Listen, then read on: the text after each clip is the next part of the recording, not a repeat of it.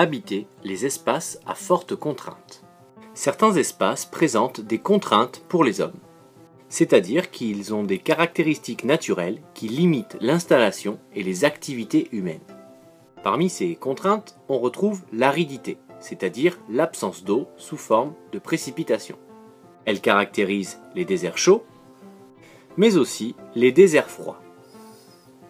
On trouve aussi le relief des montagnes, caractérisé par l'altitude, la pente et le manque d'air qui rendent difficile l'appropriation de l'espace par les hommes, que ce soit pour l'agriculture ou la construction d'équipements.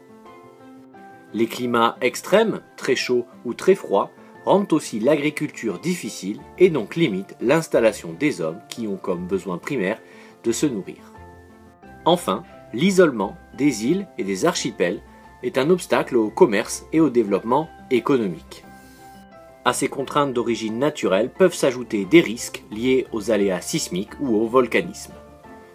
Comment les hommes habitent-ils alors les espaces à forte contrainte ?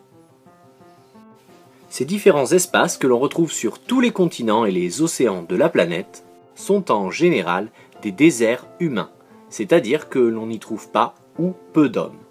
Attention cependant à ne pas tomber dans ce que l'on peut appeler un déterminisme naturel qui voudrait que, parce qu'il y a des contraintes, les hommes fuient ces espaces.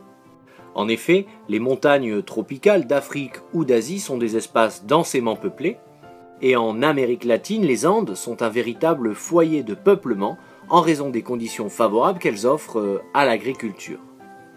Si ces espaces sont a priori repoussants en raison des conditions de vie difficiles qu'ils peuvent engendrer, les hommes se les sont aussi appropriés, les ont transformés en s'adaptant en fonction de leurs traditions culturelles, de leurs moyens, de leurs représentations. Les habitations, les productions agricoles, les moyens de transport ont été pensés afin d'améliorer les conditions de vie dans ces espaces. Ils ont par ailleurs été connectés aux espaces alentours par des ponts, des tunnels, afin de les rendre plus accessibles et favoriser les échanges.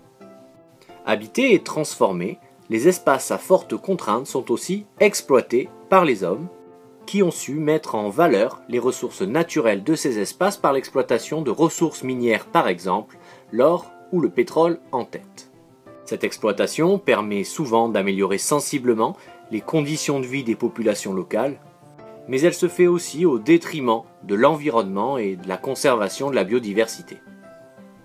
Enfin, avec l'évolution des technologies, des mentalités et du regard que l'on porte sur ces espaces, certaines contraintes ont même été transformées en atouts. Ainsi, l'altitude et la pente qui caractérisent la montagne, cet enfer blanc, ont été à l'origine de la naissance du ski et ont permis le développement économique de villages dans de nombreux massifs montagneux du monde entier. On passe de l'enfer blanc à l'or blanc. De même, c'est grâce à leurs paysages que les îles tropicales attirent aujourd'hui de nombreux touristes. Lorsqu'elles sont subies, les contraintes naturelles repoussent, mais les sociétés ont su s'adapter localement aux situations contraignantes afin de surmonter les difficultés, voire transformer les contraintes en atouts. Aujourd'hui, le changement climatique global entraîne des modifications de ces contraintes. Des déserts chauds progressent sur leur marge, alors que les glaciers et la banquise diminuent, et que les petites îles subissent de plein fouet la montée du niveau des océans. Tout cela pousse les sociétés à s'adapter rapidement, mais ce n'est pas toujours possible, ce qui amène les populations à quitter leur territoire, à émigrer vers de nouvelles terres d'accueil.